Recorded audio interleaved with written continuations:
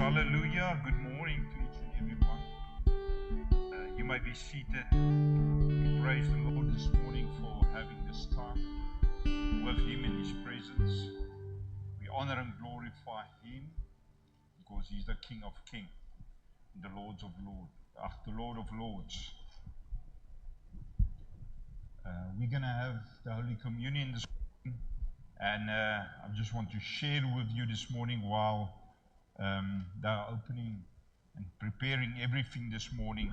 I want to read from the book of 1 Peter 1 verse 18 and 19. It says, knowing that you were not redeemed with corruptible things, like silver or gold, from your aimless conduct received by traditions from your fathers, but with the precious blood of Christ, as of a lamb without blemish and without spot.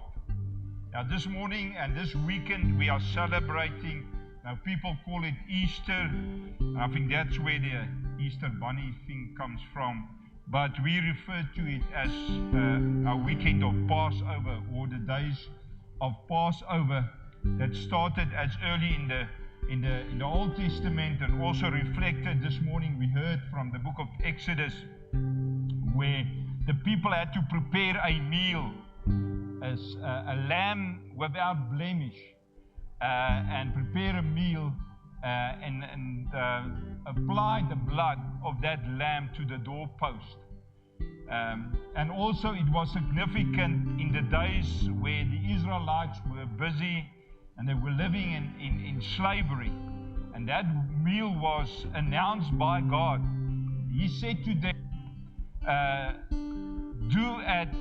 start doing this, and from that day henceforth, as we celebrate the Holy Communion table, it's significant when it comes to the freedom of the believer, because it took us out of slavery. It took His people out of slavery into the promised land, taking us out of spiritual bondage into being born again. So this morning we are celebrating the Lord's table, and let us just pray this morning. Let's close our eyes. Lord, as I break the bread this morning, we celebrate your death. And can I also say your resurrection, because now we are also celebrating over this weekend, over this time, Lord, your death and your resurrection, Lord. And we thank you this morning as we partake of the bread. It will have a significant influence on us as we are reminded of the death of our Lord Jesus Christ, the great high priest. We also pray this morning over the cup this morning, the cup that symbolizes your new covenant with us, Lord, the new agreement, the blood of your Son Jesus Christ, Lord. And may we have this blessing this morning as we partake, Lord. May it bless us not only to our souls, may it not only bless us mentally, Lord, but let it bless us also spiritually. Allow it to make us stronger, Lord, in the things we have to do for you on earth, in the name of Jesus Christ. Amen.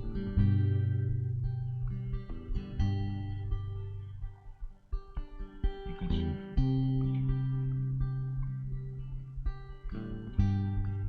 If there's anyone amongst you that prefer the cup, you are welcome to do so.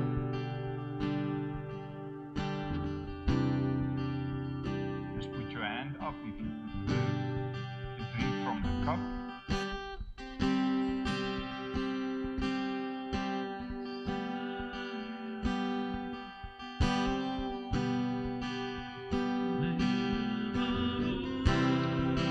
Let's wait for one another, and then we will eat and drink together.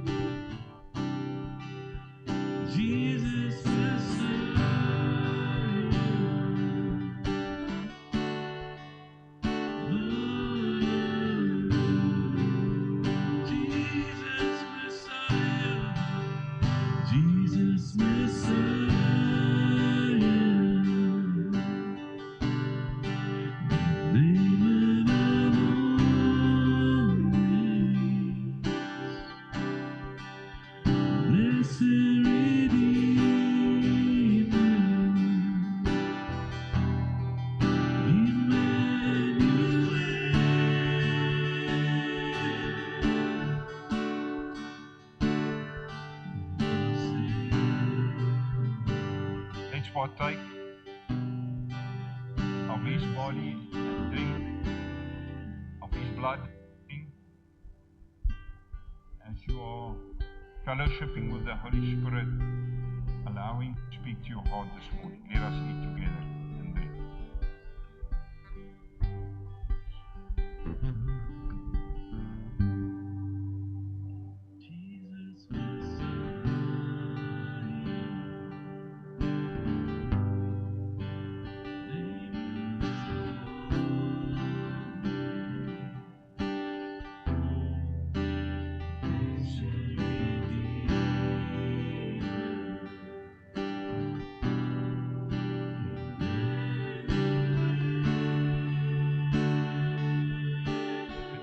Send the cups to the side.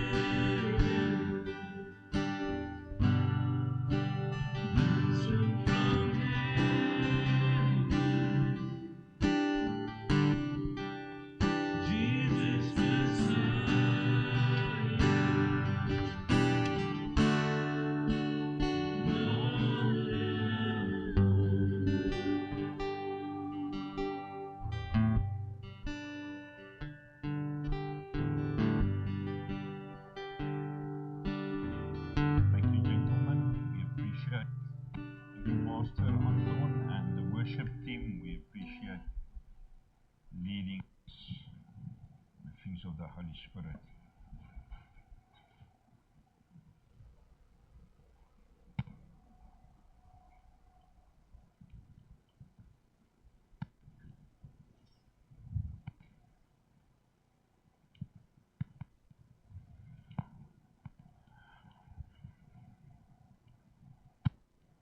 Be welcome this morning in the house of the Lord as we celebrate Passover.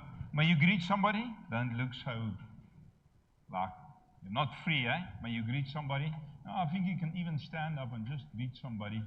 Just make somebody feel welcome, eh? Make somebody feel welcome this morning. We were born and set free by the Lord Jesus Christ. There's no reason for us not to be happy about that, nah? You know, it's enough that we go to our workplaces and everybody is sometimes grumpy and mumpy, you know. That's no need for us to be like this, not even this morning. May the Lord bless you and keep you, and may His word penetrate deep into your heart as we speak from the book of Hebrews this morning. Hebrews chapter 5, I'm gonna read here and there. A topic this morning that might, as believers, often written about in the Bible, especially in the New Testament, and a topic that sometimes we as believers want to evade, or we want to sidestep the topic because we have heard that the gospel is for free. Now, I've come to realize over the years that the gospel is not for free. There's a price to be paid. And if you talk to men and women who have walked a journey with Jesus, then they will tell you, I've paid a price. You won't know it secretly, and many times they pay a price. We all pay a price. And if we run from the fact that we sometimes have to suffer for Christ, we are not worthy of our Savior. Amen. It's not a gospel without a price. We have heard so many times, as I said, that people say it's for free. I'm telling you, it might come for free as we receive it through faith. The moment the Holy Spirit enters your heart and my heart, it drives us. Even Jesus, he drove Jesus into what? Into the desert for 40 days. Fasting for 40 days and nights. So, you know, if our Savior was not excused to be driven by the Holy Spirit to such extremes, we might also, and we can expect some hardship and suffering because of the gospel.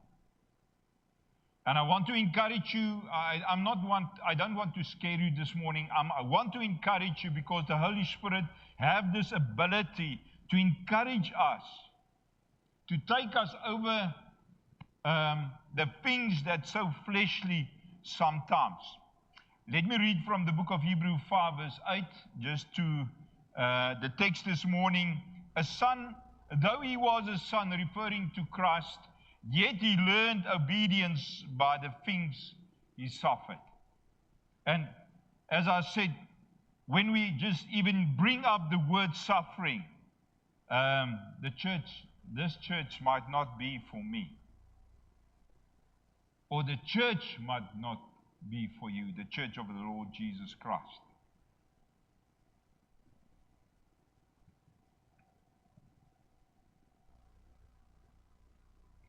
As we know, this portion of Scripture also inspired by God through the Holy Spirit to write about the things that is mentioned in the book of Hebrews chapter 5. And I want to read to you chapter 5. If you can paste to chapter 5 with me this morning.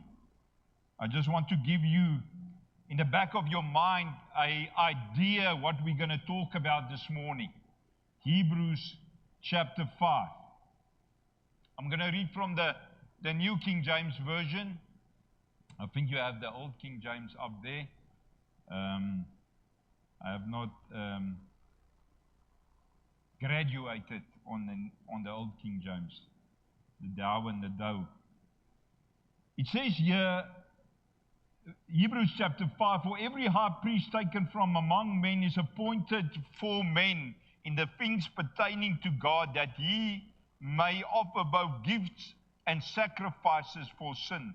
He can have compassion on those who are ignorant and going astray, since he himself is also subject to weakness. Meaning that the high priest, I'm not referring to Jesus, I'm referring to people like Aaron, also a human being that was also subject to weakness. And we can associate with that, coming to the things of the gospel. Because of this, he is required as far for the people, so also for himself, to offer sacrifices for sin. And no man takes this honor to himself of being a high priest, but he who is called by God, just as Aaron was. Verse 5 says, so also Christ did not glorify himself to become a high priest, but it was he who said to him, you are my son, today I have begotten you, as he also says in another place, you are my priest forever according to the order of Melchizedek.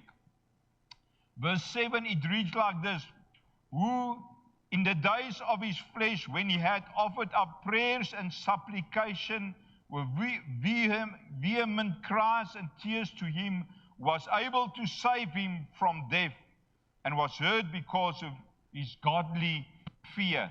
Though he was a son, yet he learned, listen, although he was a son, verse 8, yet he learned obedience by the things which he suffered, in order, as we follow in the footsteps of Jesus, we will encounter suffering.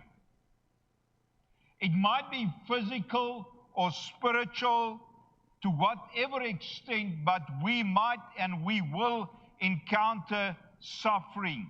And having been, verse 9, perfected, he became the author of eternal salvation to all who obey him.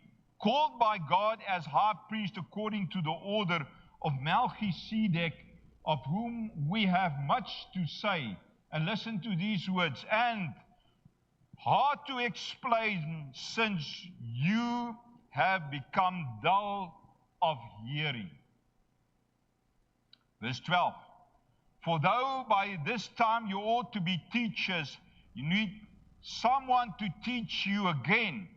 Listen, although we need to be teachers of the gospel, the scripture says, the writer of Hebrews says, the Holy Spirit inspired him to convey the message to some congregants or to some followers of Christ.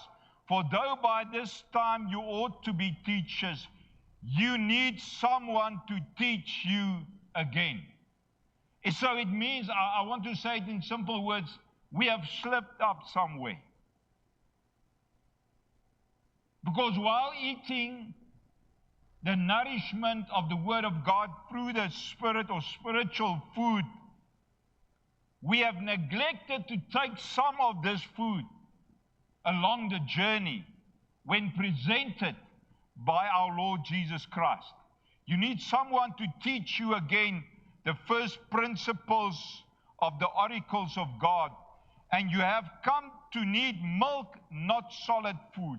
For everyone who partakes only of milk is unskilled in the word of righteousness. For he is a babe, or a sibling, or no, not a sibling, but a baby, a child, a newborn child. But solid food belongs to those who are of full age, that is, those who by reason of use have their senses exercised to discern both good and evil. It is the Holy Spirit's responsibility to remind us this morning about the hope there is in Christ Jesus, that his suffering were not in vain. Though we might live on and through the same faith that was displayed in the life of our Lord Jesus Christ. So, what the Holy Spirit is saying to us this morning, he suffered in order that we can be equipped with the same faith that carried him through the most extreme things a human being can go. As we celebrate Passover, the death of our Lord Jesus Christ and also the resurrection, certainly we heard this morning, he went through a lot of suffering, torment, that we might live on and through the same faith that was displayed in the life of our Lord Jesus Christ.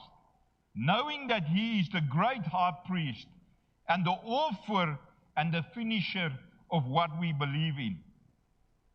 Although Jesus is the high priest, he suffered and had to endure death and the resurrection to be proven faithful in the things of God. And it's exactly the same with us this morning, that we have to realize that this is to equip us, that we will not shy away, and when we are tested, our faith are tested, we will be found faithful because of the Holy Spirit in us. Luke 22:42, Luke 22 verse 42.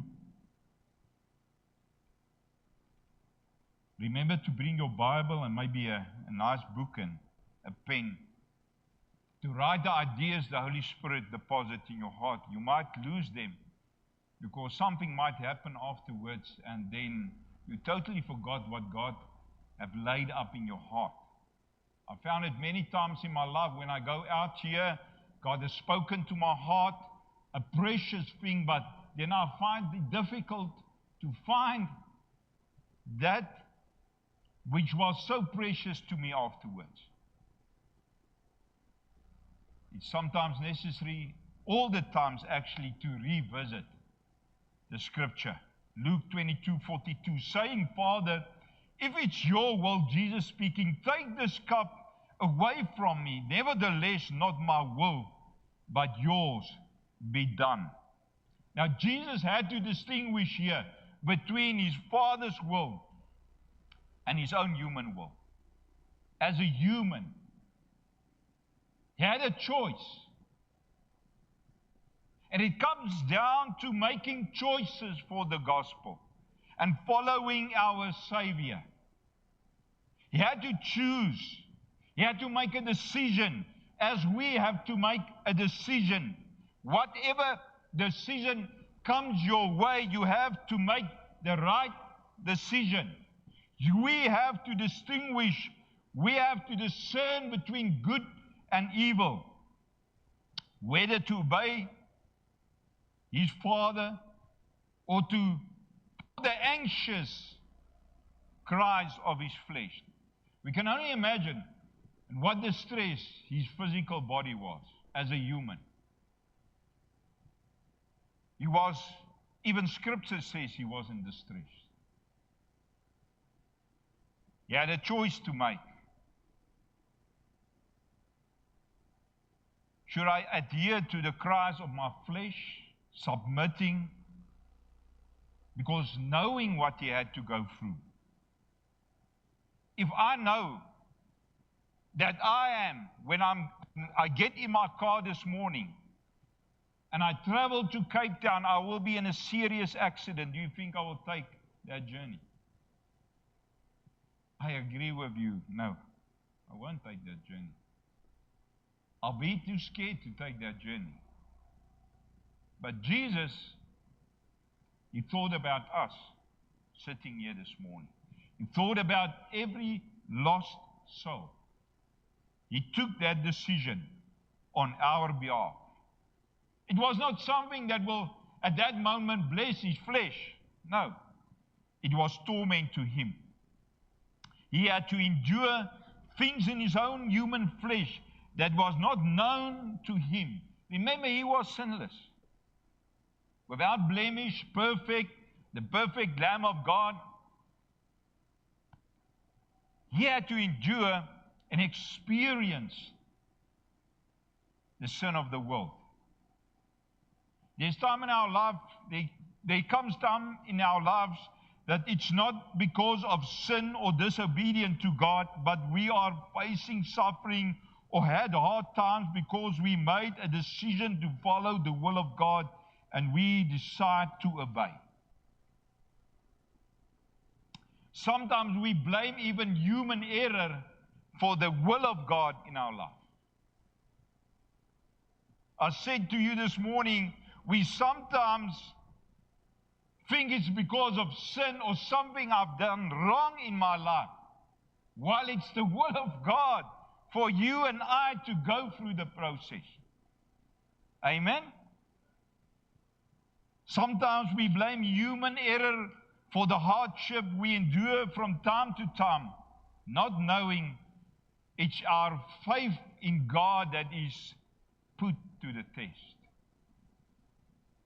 So you might be writing a test while I'm speaking to you this morning. Your test is coming. Let's talk into the future. Your test is coming. My test will be coming. To test the faith I have in my Lord Jesus Christ. Hebrews 5 verse 8 says, no, though he was a son, yet he learned obedience by the things which he suffered. Can we look differently at the things we go through?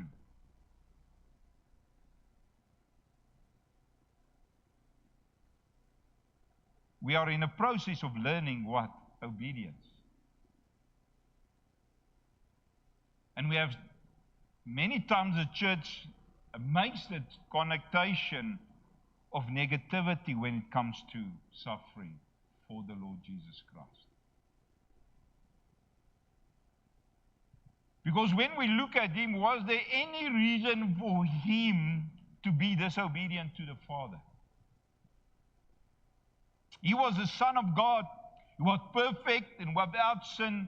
And Jesus had to endure things not known to him in his own flesh in human form. The sin, the disobedience of the world, the unrighteousness, the evil, and the sickness of our world. He had to endure the hardship of torment, death, and the cross to prove his faithfulness to God. But more than that, not only proving his faithfulness to God, but let me tell you this, God knew he's not going to fail him. God can't fail himself. But remember, Christ is not only the Son of God, he was God in human form. He came in the flesh. He was inside the body of our Lord Jesus Christ. Amen? So how can he cannot fail himself. When we look at it from this point of view, God put his own Son in the spotlight in order that to prove to us that faith in Christ is more than enough to endure what you have to endure in life. And only the Spirit of God will know what you have to endure in life. When I grew up and when I became more mature, started having an occupation or start working, when I look back at my own life, I never knew this is my journey. And it's better for us not to know the journey.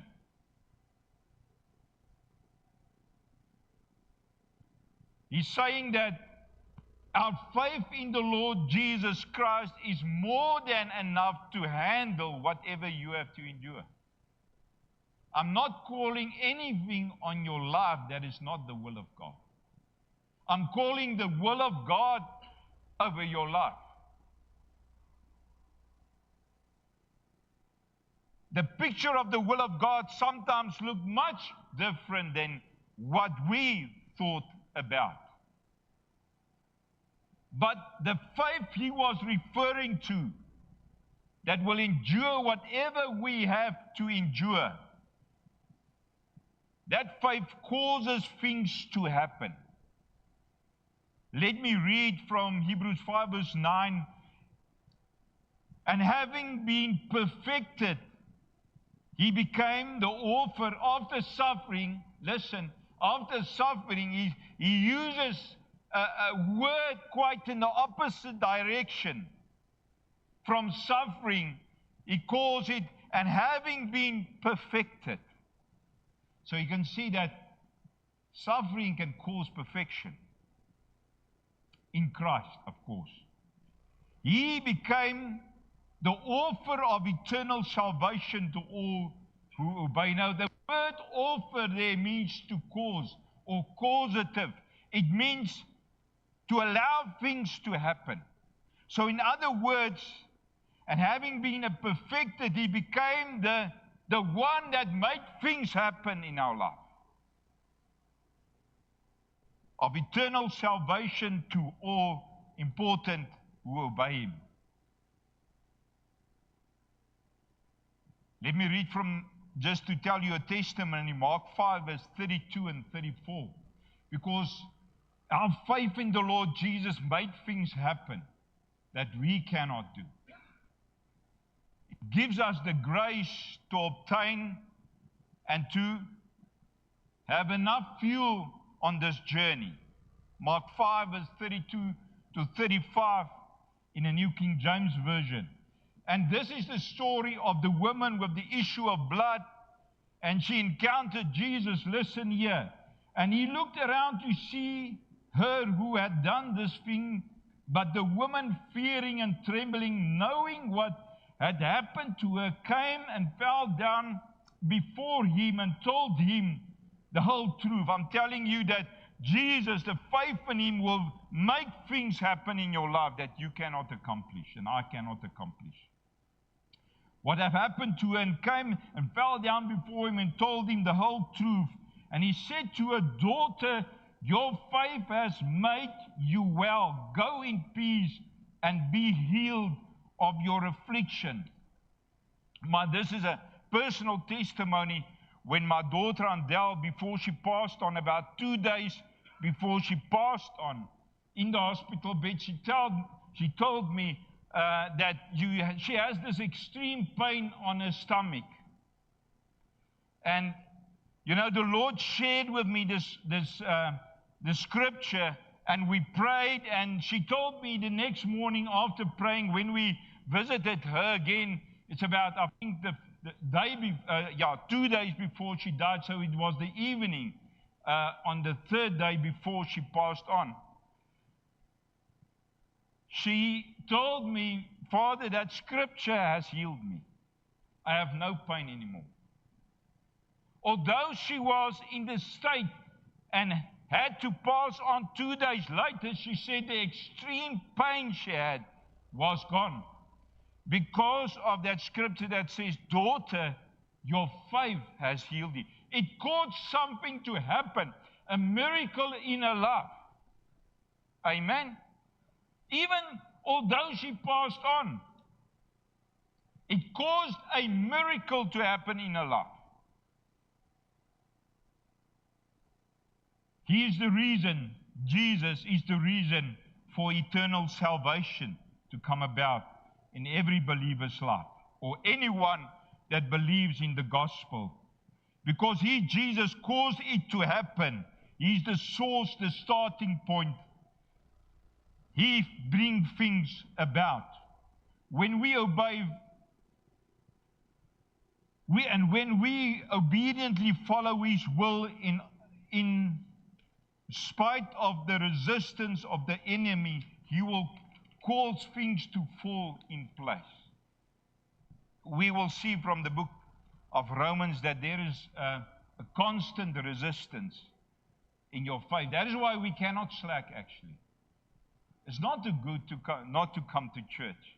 It's not good not to pray. It's not good not to join a fellowship group. It's not good to fellowship in whatever area, or the youth group, or whatever group you should attend, because we will be inspired and motivated not to give up.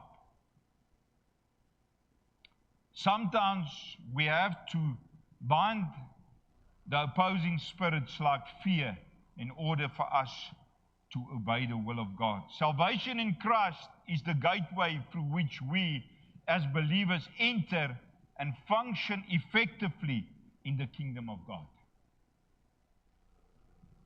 Once we enter through the door, Christ Jesus, we are equipped by the Holy Spirit to endure suffering or to pay the price in spite of the resistance we experience. The resistance we experience is a continuous thing we will experience till this world is no more. Now, Jesus Christ made it possible for us to be well equipped for the journey. That's why He went the way and He agreed with the Father to went the road of suffering. He had to suffer in all the things you are facing in your life in order to model obedience in the midst of adversity.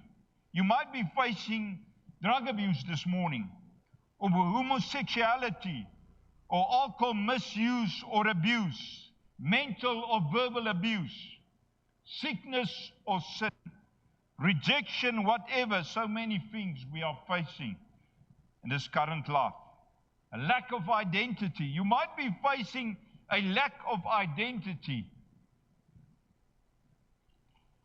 What Jesus did for us is more than enough to be able to face whatever we face and to conquer whatever mountain we have to conquer.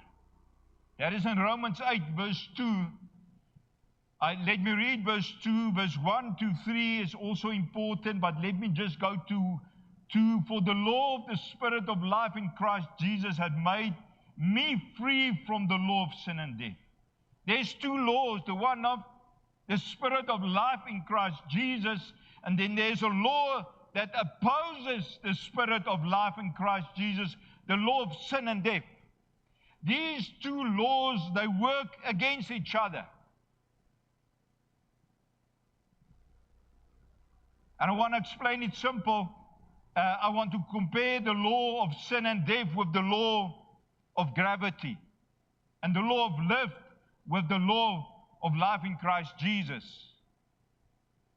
When we talk about an aeroplane, airlifting or getting into the air, it needs the law of lift to apply to it, so that the law of gravity will not bring it down. But the moment the law of lift is no more in place, the law of gravity will take over and bring it down. So there's constantly, we are like that aeroplane in the air. If we do not apply, believe, and function and walk in the Spirit, we will find that there is a law that wants to press us down, bring us down, makes our life to crash.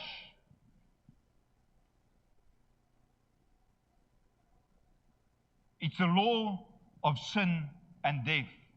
The moment, according to Romans 8, verse 1 to 3, you can go and read it. The one that sojourns with walking in the Spirit is the law of the Spirit of life in Christ Jesus. And the one that walks with the flesh, that also indicates weakness, is the law of sin and death. He loves weakness. The law of sin and death loves the weakness of the flesh. In this world, we will always experience, till the coming of our Lord Jesus Christ, we will be exposed to these spirits opposing each other.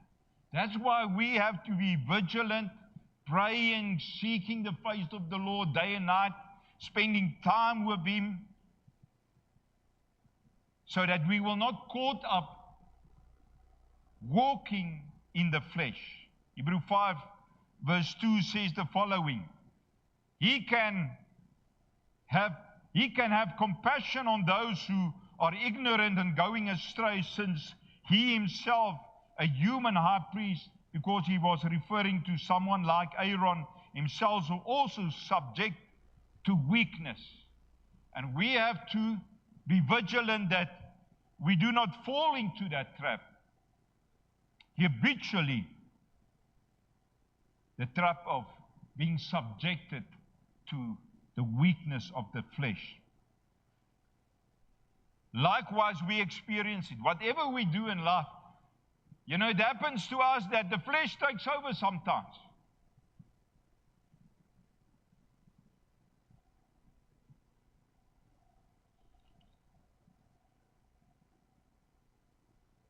We are exposed by the Spirit, by the law of sin and death. We are exposed to an attitude of the flesh. Weakness can and may not be used as an excuse not to grow or to progress, to move forward in your spiritual life, in your relationship with God. Praise the Lord, we have a great high priest. According to Hebrews 4 verse 15, it says, for we do not have a high priest who cannot feel with our weakness or sympathize with our weaknesses, but was in all points tempted as we are, yet without sin. So whatever your temptation is, whatever your weakness is, Jesus was tempted in the same manner. And He conquered that temptation, so that we, by having faith in the Holy Spirit, we can conquer it too. There is a road, there is like the Red Sea through your temptation. If I can use that term, there's a Red Sea through your temptation. Jesus already made a way as long as you walk in the Spirit. Christ, His point of reference was perfection, sinlessness. He faced the cross and crucifixion and death without the fear of failure, facing fear without the possibility of failure. Let us have the same mindset that our Lord Jesus Christ had. He humbled Himself, respect respectfully, when you look at the passage before his crucifixion, he respectfully humbled himself before the Father. It was a lifestyle. He was a servant, not only a king.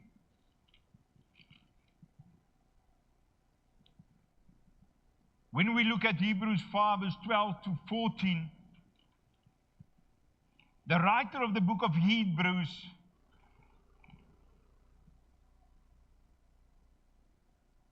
he points out the dangers of not progressing spiritually. The dangers of not growing spiritually.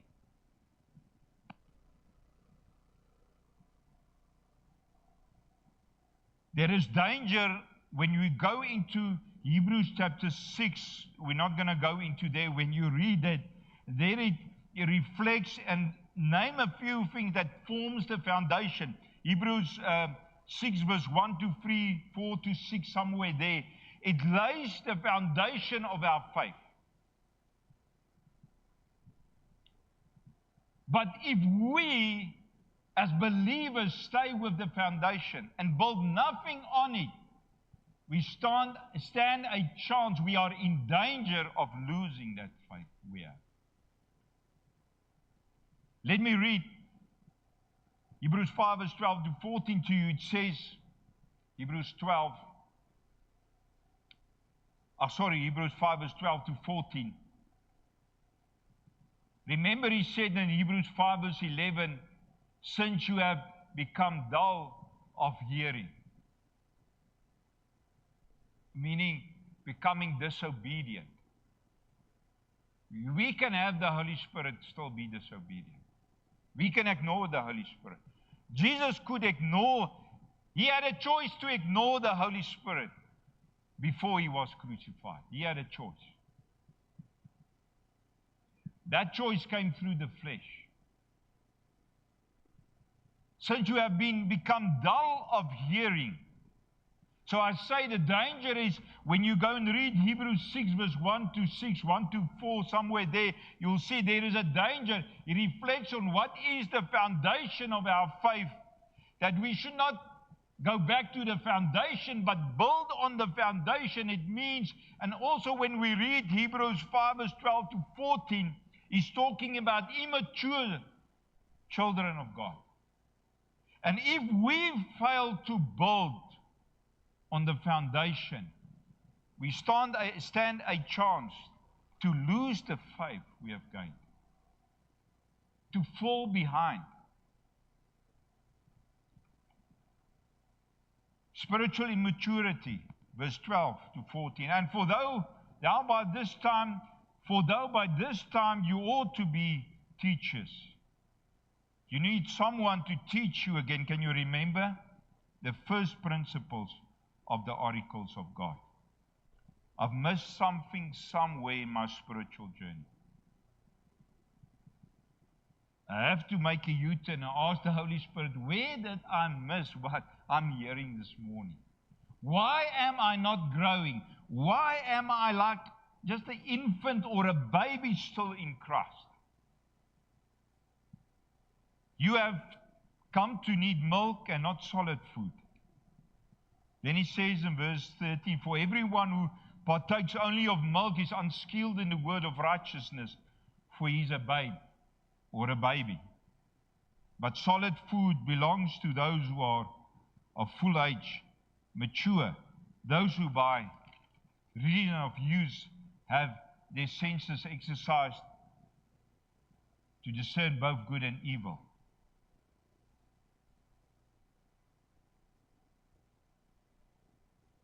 The danger of only having a foundation of the Christian faith actually says that we are babies in Christ.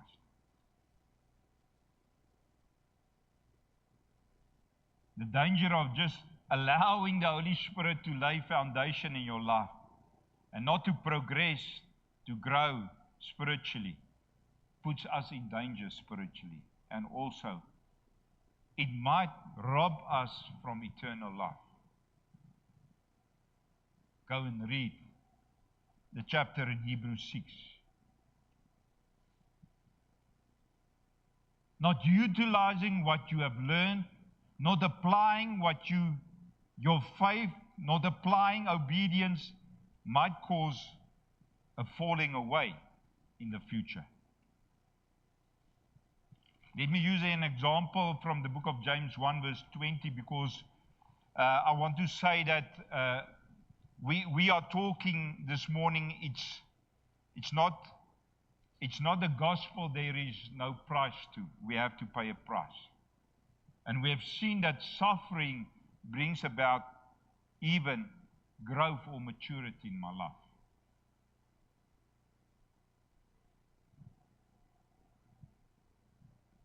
Let me give an example to make it practical so that you understand in which way we sometimes suffer.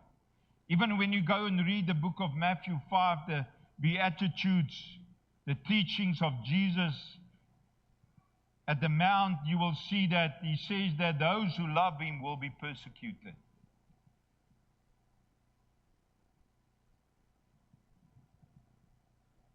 You will be afflicted even if you didn't cause it.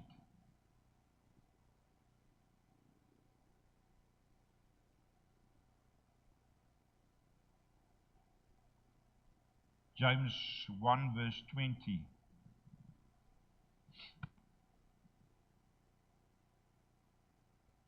Do we have it on? Did I give it to you? James 1 verse 20.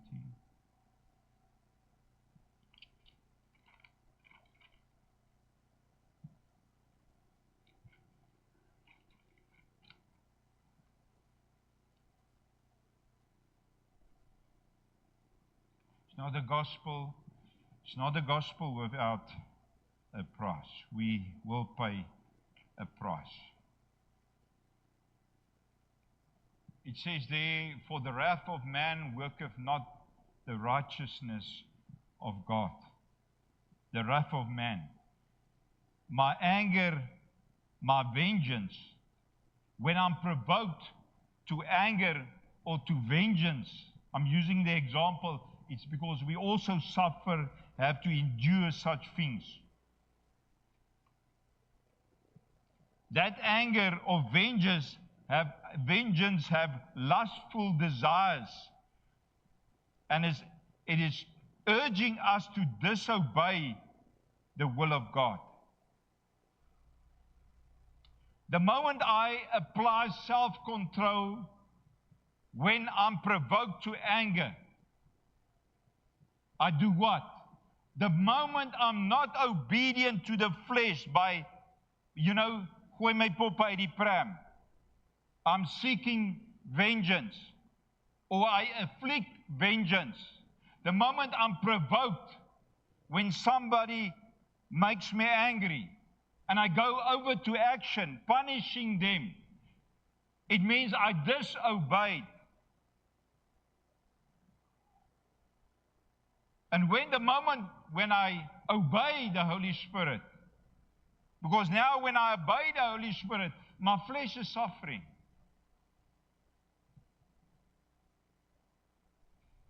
Because I'm applying self-control, the fruit of the Spirit. And that causes righteousness to prevail in my life. The moment I fail to obey and I obey my flesh, I cause the fruit of unrighteousness to be produced in my life.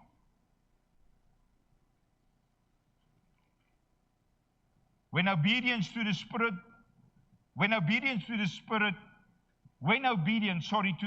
the flesh will suffer or pay a price. In other words, it is my flesh that suffers or pay the price. If you can maybe take note that when it happens again, what is suffering? It's my flesh. It's not my spirit. My spirit is not suffering. My flesh is suffering. We see in Paul's journeys as well. He had to endure much. I want to emphasize, it's not a priceless gospel. And whatever you have to suffer or endure in life for a a nicer word, not suffering, but endure. If you obey the Holy Spirit, it will produce righteousness in your life. Your flesh will suffer. Your flesh will not have its way. But you will produce righteousness, right standing with God. Let us pray.